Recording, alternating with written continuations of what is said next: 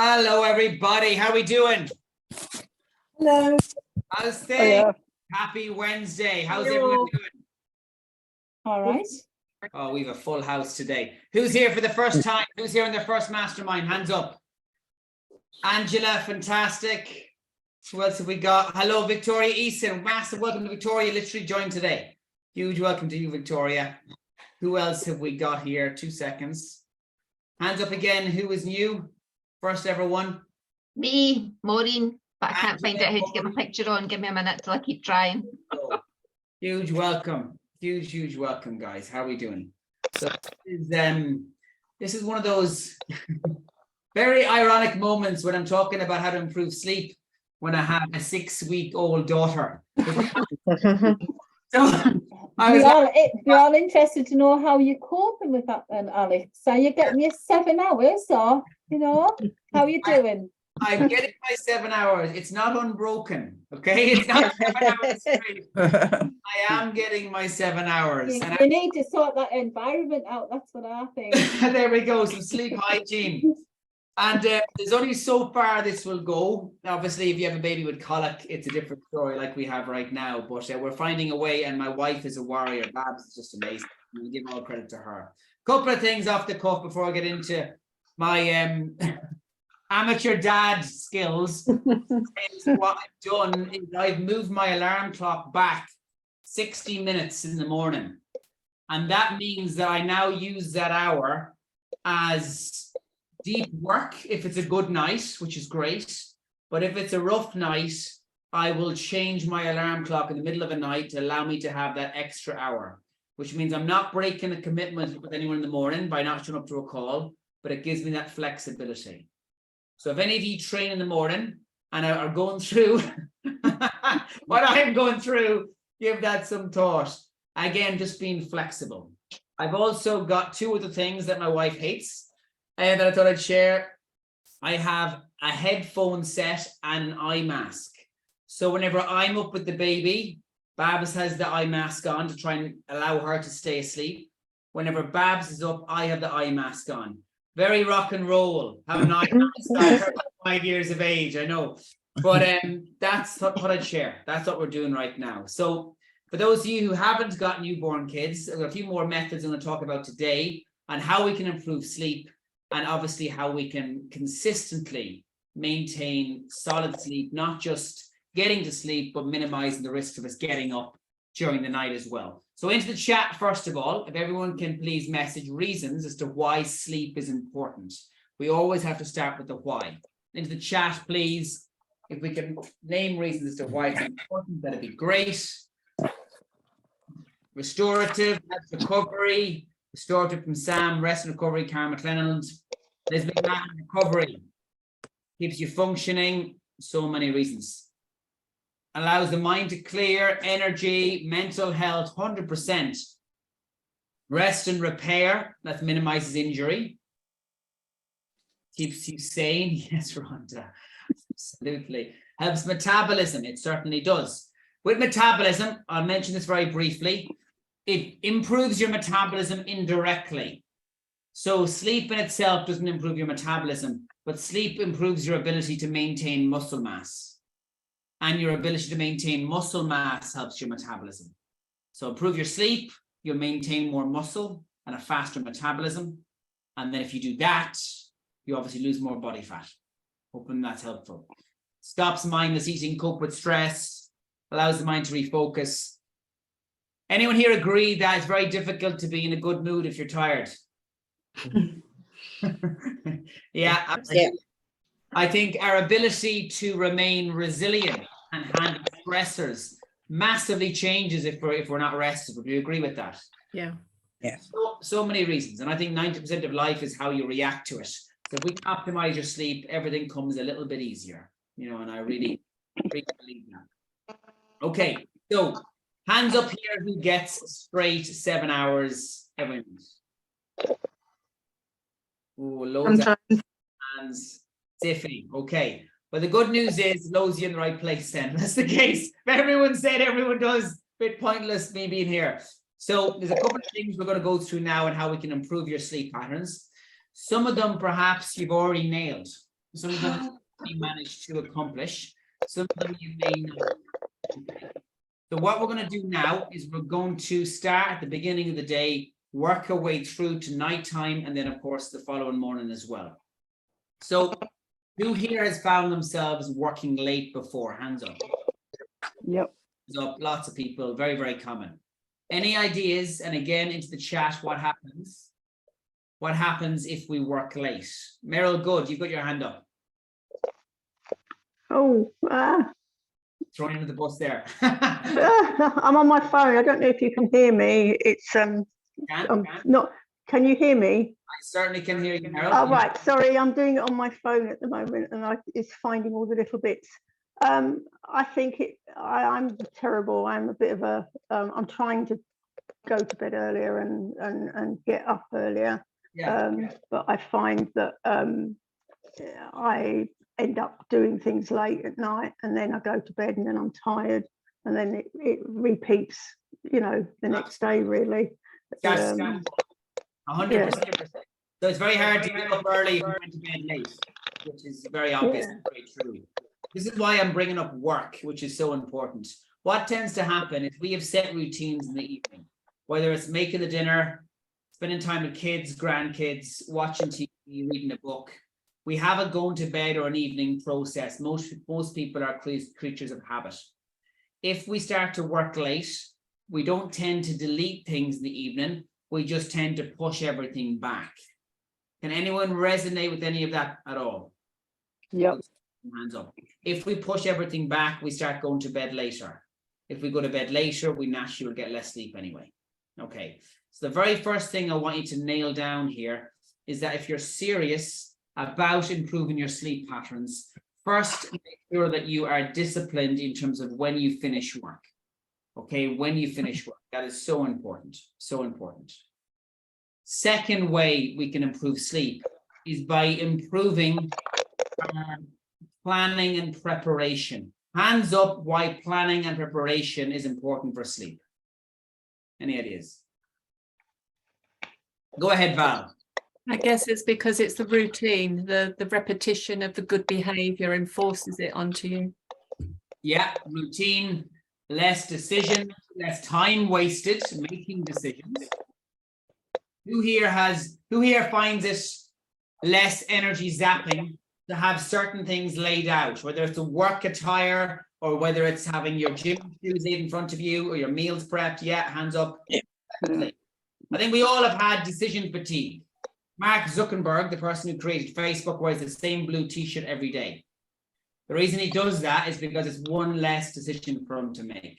We actually have decision fatigue, which is why it's important to minimize the amount we make. By setting little rules, it makes it easier to minimize the decisions that you have to make. Little trick that I use a lot is whenever I leave a room, I have a quick scan and see, is there anything in this room that shouldn't be here? Like, is there 2 empty coffee cups? Is there, what else? Is there my headphones or is there my training shoes here? And I just make sure I clear rooms as I leave. That speeds things up again and improves structure. Planning. If we fail to plan, what happens, guys? Any ideas? Fail to plan, what happens? Plan to fail. Fail. I was waiting for Sati to say that because Sati always says that. Yeah, 100%. Can I just say, Elaine Campbell, you have the best photograph on your Zoom I think I've ever seen here in a session. Elaine, can you hear me? Can anyone see Elaine Campbell's picture? Yes, I can hear you. Yeah, I was muted there for a minute. Part of me was hoping that it wasn't a screensaver and you were just staying very still. That's absolutely excellent. Brilliant, brilliant. So next, let's look at our sleep hygiene. Into the chat, give me some examples of what we can do to improve sleep hygiene. The chat, what can we do? Cool room. Yes, Maureen Ward. Helen Bates as well. Absolutely. Cool room. Low lighting. Little trick with the cool room is rather than open the window in your bedroom, you open the window in the hall, the cool air comes under the door. Stops the bedroom from getting too cold, trial and test it and see what you prefer. No phone or computer now before bed, no TV, quiet time. Okay. No phones. Airplane mode should be. Anyone here ever used do not disturb on their phone before? Never. Only Two by hands up. only by accident. Only by mistake, no worries. So airplane mode is a little toggle. If you've got an iPhone, you can move across. Stops people calling you. I put that on pretty early on in the evening, just to allow myself to have that protected time with the family. Do not disturb. It's a Wait little till different. your daughter gets to teenage year, Alex, and you'll never turn your phone off again. I promise. When Babs was pregnant, I had the same feeling. When Babs, Yeah, but on Do Not Disturb, you can put special members that can disturb you. So my teenagers are all special members, so they can wake me, even I've got Do Not Disturb on. that's a brilliant idea, and this is something I want my mother to do. Because my mother refuses to put her phone on silent for the very reason you stated, Kat. But Joe, that's great advice. Brilliant. You can decide who's on the special list, who can get through to you. Do not disturb. I have now put that on during my training times, and it's a game changer to just stop me being pulled in different directions. Is this making sense, everybody, first of all? Brilliant. So if you find yourself being pulled into a phone call, whether it's something that leaves lasting at night, make sure that you do have something like this in place. Anyone here, hands up, ever feel bored in the evening time? Boredom. Hands up. Anyone never feel bored? Too busy to be bored. Nobody. Hayley King can see. You can see Anne Sly. Good to see you. Maureen Ward as well. Okay. So nowadays we are allergic to allowing ourselves getting bored. We have everything at our fingertips. You'll find that if we find ourselves getting bored, we find some bored from Joe. Fantastic. So the reason why I bring this up is because if you ever find yourself with a bit of time that you need to fill with something, it could be, I don't know, let me give an example. If you had a call arranged with somebody and they never answered the first time, you end up scrolling on your phone or starting a new task. You here struggle sometimes to pass down once you've started it. Hands up. Nobody, just me then. Hayley does, okay, a few others, Meryl. I struggle, Anne as well. Sometimes I struggle to not complete something. So what can happen is we start something new. That means we push everything back. We're then later for dinner, later to bed, and then of course it impacts our sleep. So sleep hygiene, that's going back to what we can do at night to make it possible for us to be able to get to sleep easier. Hands up here, who's ever heard of the Calm app before? The Calm. Hands up, hands up. Okay, anyone like to share what it is? Sorry, Alex, I'm getting an awful lot of feedback and noise disturbance. Could we mute a few folks? That's a great idea. Let's do that. I'll try and figure out how to do it. If everyone try and mute themselves, that'd be great. And what that will do is it'll minimize any disturbance. Alex, go to the participants list, and at the top you can mute all. Oh, you're the best. Fair play to you. Mute all. Brilliant. Fantastic. Thanks a million, Sheena. I appreciate that. Great. Calm meditation. Yeah, Jan Roach. So who had their hand up regarding the Calm app there a moment ago? Go ahead, Hayley. So I use the Calm app and I use Headspace as well. I have both, fortunately. And both of them, I think the Calm app in many ways is better because they have some really good speakers that, you know, help you understand mindfulness matters. So things that perhaps help you to feel, as it says, calmer or more settled, or help you perhaps meditate or just take a moment of reflection. And then maybe quite often on the Calm app, there's things that are relevant or pertinent to yourself that you can listen to that help you. But they also have a sleep section. And I actually prefer the Headspace sleep section. And I think I spoke about this with some people in a group not so long ago about I quite like the sound of rain on a tent because I find it quite soothing. And I have a husband who's a prolific snorer. And so I have to have something that I can focus on to drown out his snoring. And for me, that sound of rain on a tent is very soothing and it helps me get into my zone that I need to get into to be able to sleep. That's brilliant. Thank you so much for sharing that, Hayley. And I think I also enjoyed that sound as well. When I used to fish years ago, I had the rain on the umbrella was something I really enjoyed back in the day. So having something like that is a tool in your toolkit, guys, that you can start doing and trying. Okay, and it's really, really powerful to improve sleep, 100%. Physiologically, something else that improves sleep, eating carbohydrates. Okay, eating carbohydrates. Those of you who've done keto before, I guarantee you, there's times where you'll struggle with sleep.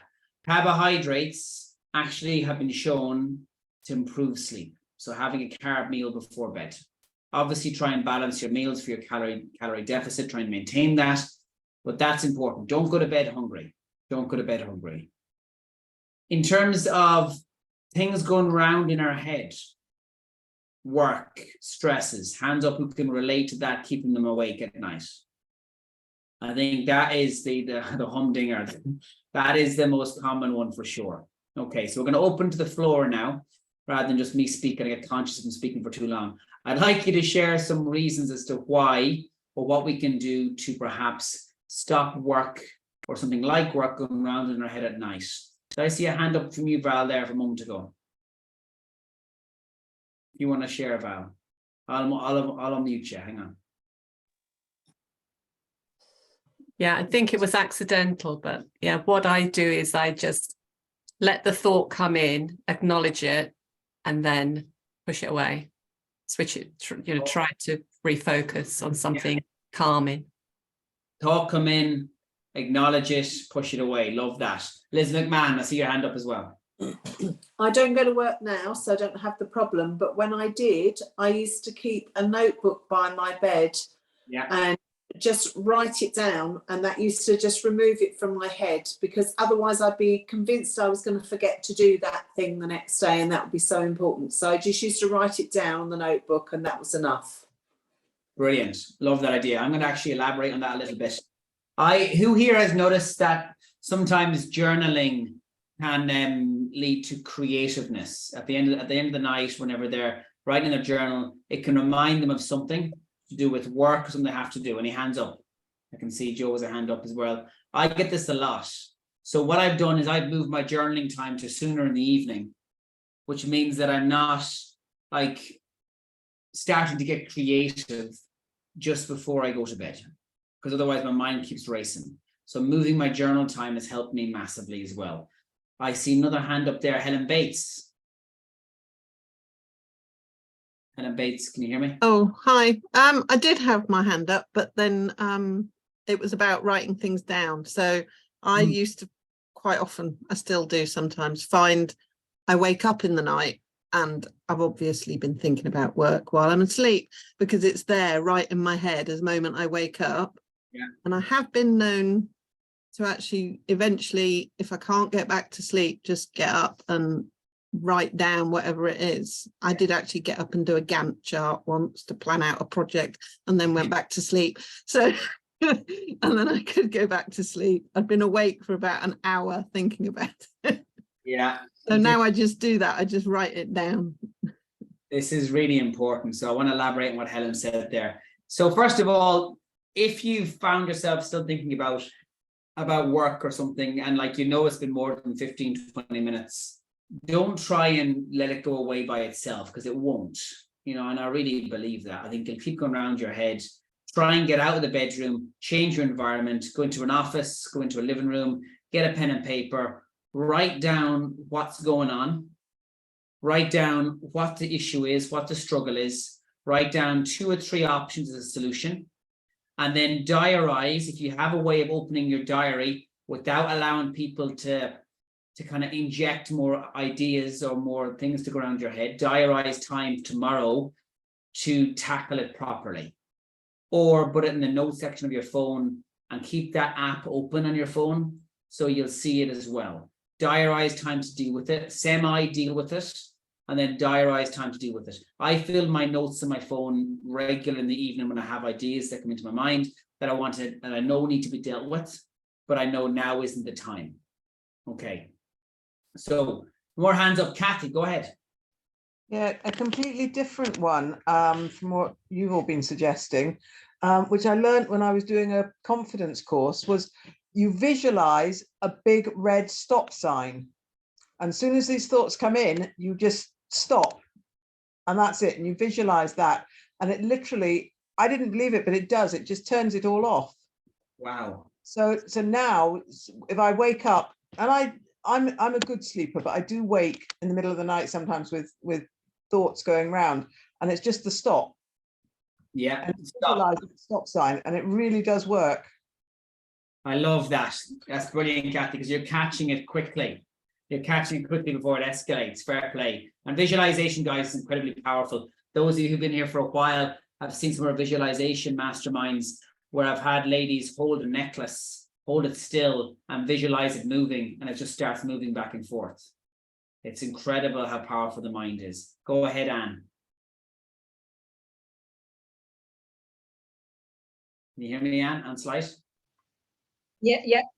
I tend to use breathing techniques if my mind is racing. So I'll do that 4-7-8 or square breathing, and I tend to find if I can focus on those, then the thoughts will subside, and then I usually relax, and then I can drift off to sleep. So breathing control, breath focus, I find really helpful on those nights when I'm restless.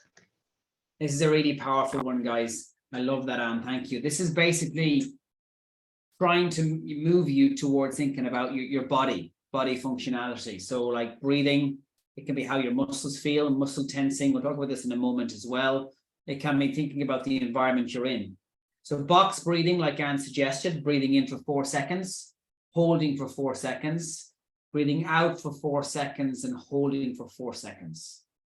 Breathing in for 4 seconds, out for 4 seconds, holding for 4 seconds, holding for 4 seconds. That slows everything down. Heart rate, you relax. Again, should improve sleep as well. Another mechanism on helping you physiologically sleep better is train harder. Have a really tough session. Like if you know that I struggle with sleep on a Friday night because of XYZ, try and have your leg day on a Friday. Because I know I sleep way better if I've done squats. I did squats today, so tonight I'm going to sleep well. He says that. We'll see what Sky thinks, but I'm hoping I'll sleep a little bit better tonight. So training hard. In terms of when you're lying in the bed, try and visualize or imagine that your shoulders, your elbows, the backs of your knees, your heels weigh a colossal amount, as in like basically your body feels heavy. You want to imagine your body falling into the mattress. That really works as well, sinking into the mattress. You've got heavy shoulders, heavy heels, relaxes you. It pulls you back to focus on you being in the here and now and not tomorrow's KPIs or tomorrow's end of quarter. Does that make sense, everybody? Is any of this helpful, guys? Good stuff, good stuff, good stuff. Okay, one more. We're going to have a breakthrough room now, guys, where all of you can discuss a few little options that you've tried. One more thing I want to think about, and this is what we can do to, again, relax ourselves. It's a distraction method, but it also pulled us back to thinking about our body rather than thinking about our thoughts. So if we're lying in the bed and we start to tense our right calf, I know Sashi will be all over this. She loves this one. Is to tense our right calf, and we do it in a graded mechanism. So we tense it from 1 up to 2, 3, 4, 5, and eventually 10. With 10 being your muscle is going to burst through your skin. We then slowly drop it down to 9, 8, 7, 6. And you might think, how can I relax it in stages? You can. You start to relax it 6, 5, 4, 3, 2, 1.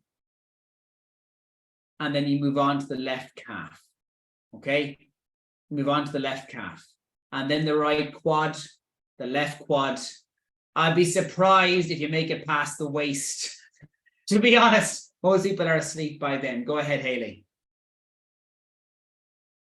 Yeah, as a psychologist, it's quite interesting because a psychologist once said to me that you can't understand and recognize what a relaxed muscle or relaxed body feels like until you fully embrace a tense muscle. And so by having that level of tensing and feeling that real tension, it actually allows you to fully understand what it means to feel relaxed, and it helps you find that relaxed state. So that there's a program where you, very similar to what you've said, where you start with your toes and you work all the way up to the tip of your head by making everything really tense, but then you have to let it all go and rinse it, almost like wash it away, and work through all your muscle groups doing that. And it does actually really help, because you do start to recognize, is my body in a relaxed state? And actually you start to realize how much tension you hold in your body and how to let it go. 100%. And you know what? Let's do this right now. Everyone turn their cameras off, guys. Cameras off. Cameras off, cameras off, cameras off. Sheena, I'll be with you 1 second. Reason I'm doing this, just so no one's pulling funny faces. Just so everyone feels comfortable doing it. Cameras off, everybody. Great stuff. Okay. What we're going to do now is we're going to start with the right leg. And I want you to start to squeeze your calf gently, starting at 1, going the whole way up to 10. So right now I'm at 1. I'm now at 2, tensing my right calf. I'm now at 3. Try and push down onto your toes with your heel slightly off the floor to help. Now I'm at 4, 5. Keep it going, guys, harder. 6, 7, 8, 9. Should be starting to almost cramp at this stage. 10, hold it there. A little bit harder, guys, a little bit harder. Keep it going, keep it going. Now move it down to 9. Very, very slightly, incrementally move it down. Then to 8. Then to 7. Hold it at 7. And to 6. We'll just do the one leg. I think one leg will be enough. Then to 5. 4. 3. 2. And 1. Okay, camera's back on. Okay, how does that feel? First of all, guys, your right leg, how does it feel? I think I'm nervous of getting cramp, Alex, because I get cramp quite a bit, and if I'm too cold, my toes cramp up. So I was like, I was doing it, but I was like on Twitter's waiting for me leg to start cramping. I don't think it relaxed me, put it that way. I hear you. Well, fingers crossed. Well, first of all, in terms of cramp, highest incidence of cramp comes if we're dehydrated, just so you know, Deborah. I know you're great for the water. Second, it can be overtraining, or it can be a case of you just having a very tough session, just so you're aware. But definitely dehydration is a big one. So I see a hand up from Sheena. Thanks, Alex. Just going on from what Anne, I think it was saying before, another way of thinking about relaxing your body that I no, it might have been Hayley actually, is to imagine that you're lying on a sandy beach, which is lovely and warm, and you're kind of wriggling in and settling down and working up from your heels all the way up to your legs, your bottom, your back, and just snuggling in. And I can guarantee you won't get past your shoulders. Wow. And it's the truth, though. It's actually mental how much that works, because you're visualizing it, Sheena. You know, sand, definitely. I haven't tried the sand one. I'm going to give it a go. Thank you for sharing that. That's brilliant. And these do definitely work, guys. So give it a go.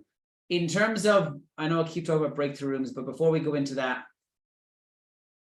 a lot of people don't struggle to get to sleep, but struggle to stay asleep.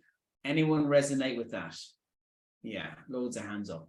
We wake up through the night and then we can't get back to sleep. One thing that can be helpful is do a full reset.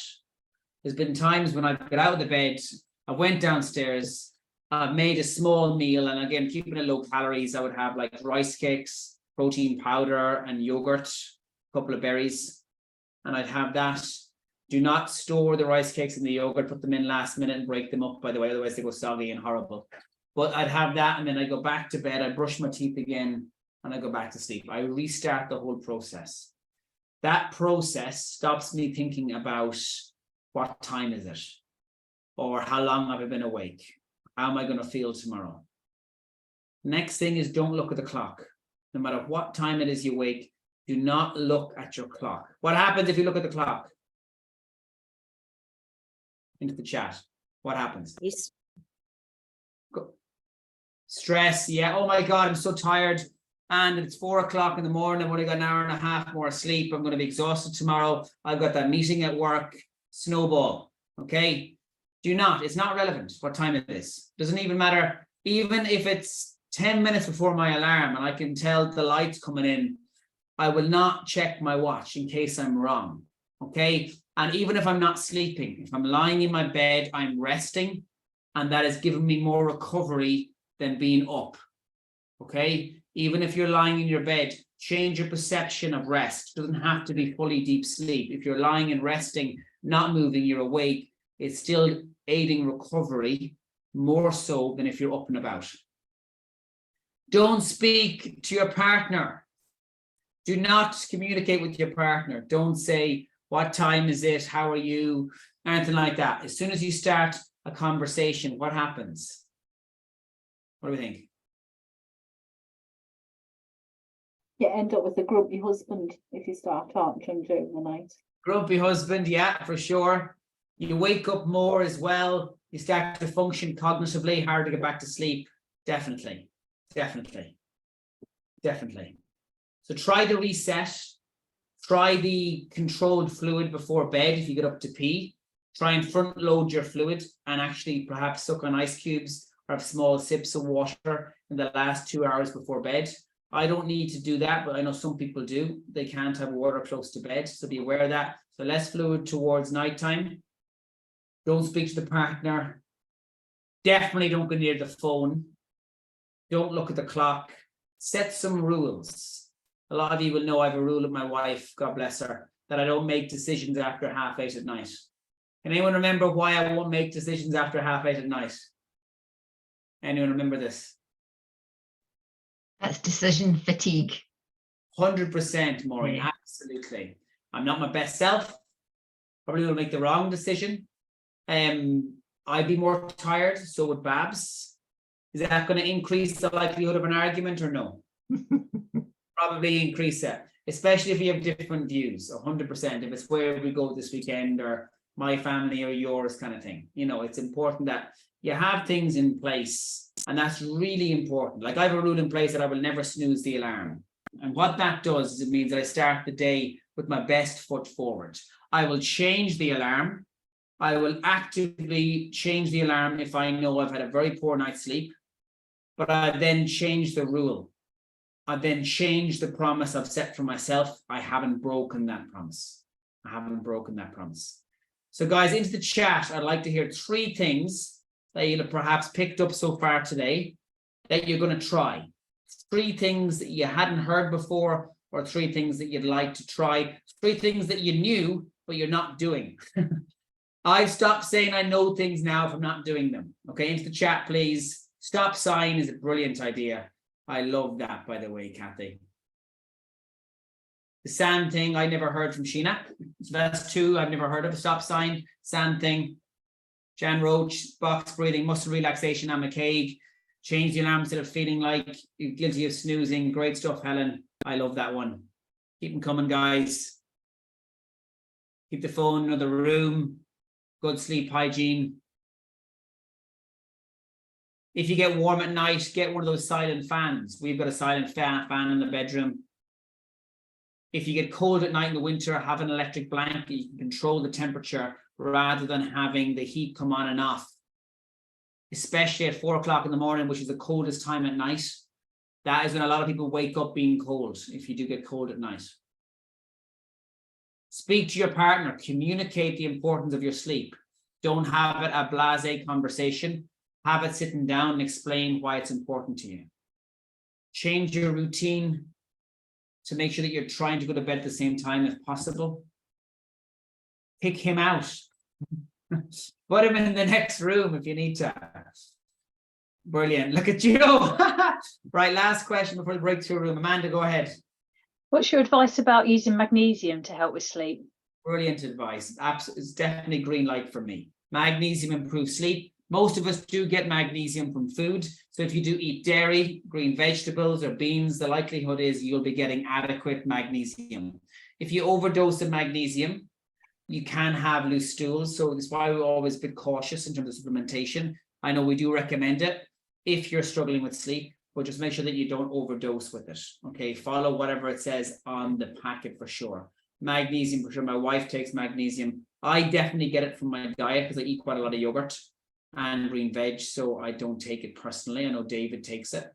Those of you who work with David. So yes, great question, Amanda. Definitely magnesium. And again, going back to what I said earlier about having food, having carbohydrates. Don't go to bed hungry. Having tea, chamomile tea. Perhaps choose what time you have it depending on how much your bladder can hold and take. Okay. Also, probably me oversharing a little bit here. I try not to get up to pee at night.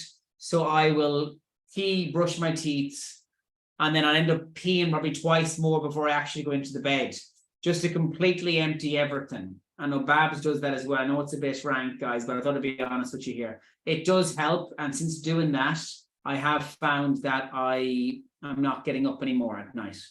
And that's really helped. Really helped. Okay, so breakthrough rooms right now. Those of you who haven't had one of these, this is where we're going to do small groups of, we're going to do 3 and 4. We're going to meet back here in, we'll say 16 minutes, very exact. And I want you to stay on topic regarding the sleep. And then what you can do is you can try and guess between you what this week's challenge is going to be. Okay, so click on the little button that pops up to join the room. And we'll see you back here in 15, 16 minutes.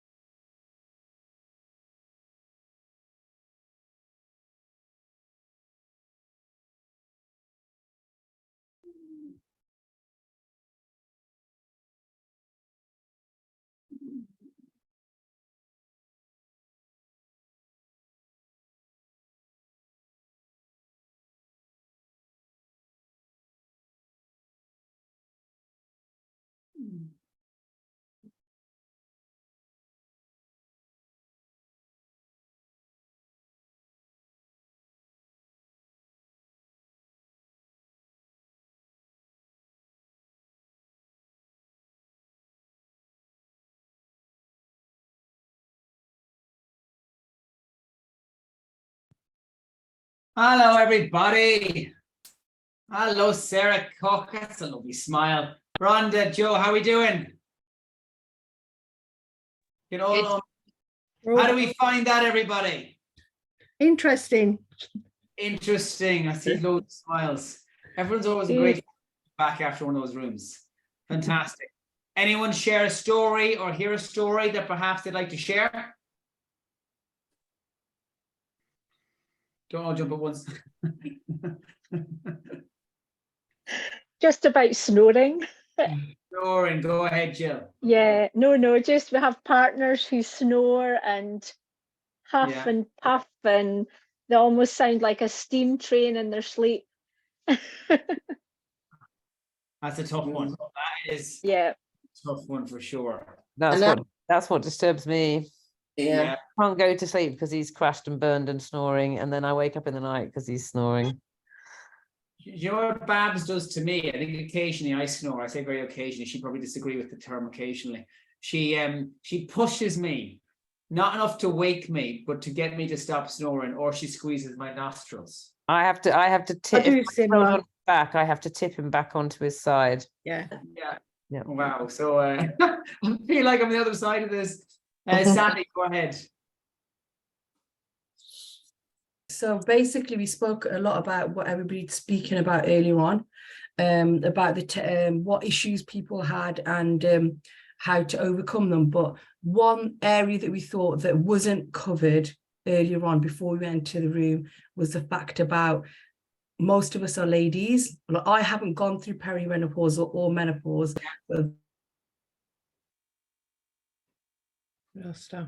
That's massive. A thing that to undergo when you go back to sleep if you have whatever. So I don't know if other ladies have got any ways of how to overcome it, because I don't need it at the minute, but if anybody else needs help. What I'm going to do is, once I'm off this call, I'm going to share our menopause toolkit on the inner circle, and I'll pin the post to the top. That will talk about plant estrogens and how we can minimize hot flushes, and of course that will help. Definitely. Great point, Sally. And that way, not just the elite members, but everyone else can benefit too. So I'll post that and give that a watch. Give that a watch. Brilliant question, Sally. Thank you for that. Helen Bates, go ahead. Hi. While we were talking, I remembered that I used to do a visualization with my daughter when she was little, preteen, and it was one that was about visualizing being in the basket of a hot air balloon, and all the things that were worrying you was what was holding the balloon down. So you metaphorically had to throw all those things out of the balloon basket, and gradually it rose up. And she loved that. So I just thought I'd mention it. It was a good one. And it helped her get to sleep. Oh, right. He's gone. That's a brilliant one, Helen. Thank you. Yeah, and it's incredible how a little analogy like that, or a visual, makes something just so much. Absolutely. So thank you for that. Can you hear me, Helen? There you go, Helen. Thank you for sharing. Helen, thank you for sharing. Thank you for that. Amanda, go ahead.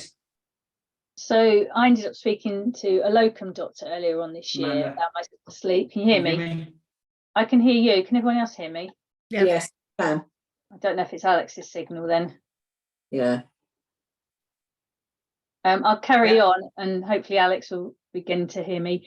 And the doctor suggested that perhaps I was snoring. So talking about snoring, I don't think I do. And It's I a don't bit of a think dilemma. it's my problem.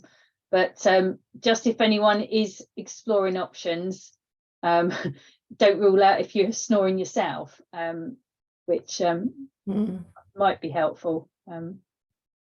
Yeah. Alex back now? Yeah. I don't know. Don't know. His screen's oh. Great point. Definitely. Yeah. Yeah. I think there's a can delay. see him back now. Can you all hear me okay? Yeah, we can now. As well. I was thinking, I'm sure my internet's fine, but then if everyone else has noticed that it obviously isn't, thanks Amanda for sharing that as well. And if you do snore, if you continue on your weight loss journey, that should reduce, as it should for your partner. If you slowly, indirectly, against his will, help him become healthier as well, as I know a lot of you have. I've heard loads of stories. Go ahead, Maureen. We were just talking. Can you hear me? We were just talking in our group about kind of like using our Fitbits to really work out when we sleep well and when we don't, and using that to try and get a sense of what it is that's causing a good night or a bad night. But the other thing that I remembered when we were in the group, which I hadn't mentioned when we were all together, was about using a weighted blanket. Yes. I've done it a couple of times, and it was lovely, and it was just that feeling of security and comfort really helped me have a good night's sleep. And I've kind of promised myself, when I haven't got it yet, but there is something about that kind of physical safety and security, I think, that some people might really react well to. It does work. I've used it for sure, Maureen. Thank you for sharing that. And you reminded me about blackout blinds. If you haven't got them, definitely get them as well. And also splash out when it comes to mattress, pillow, and bed sheets. I have an Emma mattress, and I highly, highly recommend it. And I use an Emma memory foam pillow as well. And make sure the sheets are just as nice as possible, you know, and obviously clean them regularly helps a massive amount as well. So 2 more questions. Then, guys, I'm going to go to the challenge, just because I know it's 5 past and I've promised you guys I won't go over, and I'm doing it right now. So Liz McMahon, go ahead. Okay, Alex, we were just saying that something that makes a difference is to just accept as well, if you've tried all these things and you're not a great sleeper, to just kind of try to accept that a little bit and not stress about it too much. I mean, I think if I slept 7 hours uninterrupted, I would be dead, quite frankly, because I've never done it in my whole life. Okay. You know, even my mother would say that, and certainly since being menopausal, I'm definitely not going to do it. I'd be waterboarding out the bed, you know, half the night and all the rest of it, and definitely having to go out and go to the loo. But I've kind of minimised my disruption. I have a little low light that comes on when I walk in the bathroom, just at floor level, and you know, a bit like an aeroplane, and all of these sorts of things, so that I don't get too awake. But I just accept that I lay next to somebody who can shut his eyes and go to sleep and wake up 8 hours later. And that just doesn't happen for me. But I just still try to think of being in bed as a pleasurable experience, and not spend it going around thinking about what's going on the next day and all the rest of it, and just try to relax into it. And I've definitely been sleeping better when I've just accepted that I don't need to get upset every time I do the little weekly report and it says, have you slept 7 hours uninterrupted? And I go, ha ha ha, definitely not, you know. But I'm just not, it used to piss me off, and now I don't let it piss me off. I just think that's just me. I can still function, and I'm just going to try to relax into it. That's brilliant, Liz. And that is just what I meant earlier when I said, even if you're not sleeping, time in the bedroom is still helpful, you know, sitting down, relaxing. So definitely that's great to share, because my wife Babs is like been a 6 hours a night girl for all her life. You know, she's been able to function on so little sleep. Some people can, and I'm amazed by it. Absolutely amazed by it. Okay, Sheena, go ahead. There we go. Thank you. Two things that came up in our group. Victoria, and you might want to elaborate on this, Victoria, if you want to chip in, was talking about the military are taught how to sleep by literally doing a brain dump and emptying their brains. So they're not thinking about anything, and whether they're taught it or taught how to do it or just do it because they're so knackered, I've got no idea. And then the other one was Rachel. Oh yes, sleep going in cycles. both ladies reminded me that I'd read articles about both of those situations somewhere along the line. But sleep does go in cycles, and Rachel, are you still there? I think Rachel left. Did she? Okay. Irene, just remind me that she was saying that she sleeps for a bit and then wakes up and then goes back to sleep again, but in the second cycle she sleeps more deeply than she did in the first. Right. Yeah, correct. Yeah. Brilliant, for sure. We do sleep in cycles. They're typically meant to be 4 hours, but I'm not convinced, because I know my wife sleeps 6, and the sounds of things, Liz McMahon is about 6 as well. So there has been in 2 hour slots, I'd say. Yeah, for sure. Yeah. Brilliant. Okay, so this week's challenge, guys, what I want you to do is I would like you to put something up on your wall in your bedroom, which is going to be called my Sleep Hygiene Bible. Okay, my Sleep Hygiene Bible. This can be a picture, a painting, if you want to go really out there, or whatever you like, just something that's visual. And I want you to pick 3 things that you've picked up tonight, just 3. Not the 3 that are the most important, the 3 that you think will help you the most. Whether it's accepting you never get 7 hours like Liz, or whether it's trying the SAND mechanism that Sheena brought up earlier, magnesium that Amanda suggested. Pick 3, just 3. Take a photograph of it, please, and post in the inner circle, Elite Challenge Complete, my Sleep Hygiene Bible. And I guarantee you, if you have 3 things that you're not doing that you feel will genuinely help you, if it's put in front of your face enough times, it'll begin to stick. Is that okay, everybody? Brilliant. Fantastic. Thanks for coming on. Loads of engagement. Love it. Thank you for the questions. Have a wonderful week. Bye-bye, everybody. Bye. Bye. Yawn and love it. Bye-bye. Bye-bye.